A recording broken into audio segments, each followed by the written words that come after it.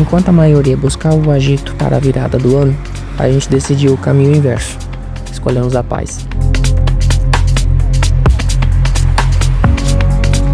Aqui no Vila Natureza, em Taquaruçu, ficamos num bangalô bambu.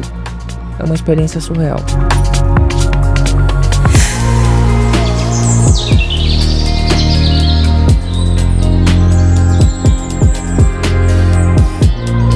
Uma mistura de arquitetura moderna com um rústico, tudo desenhado pela própria dona.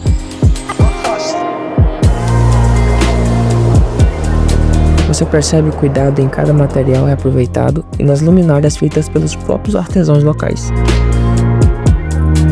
O isolamento aqui é real. Tem uma hidroaquecida, fantástica, e um espaço externo onde a gente se sente submerso na mata, só ouvindo o vento bater nas árvores.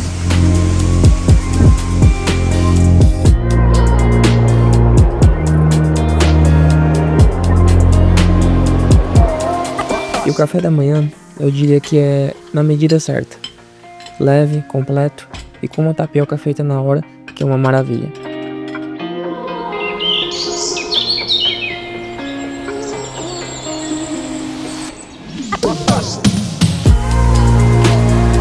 Foi a recarga de energia que a gente precisava para começar 2026.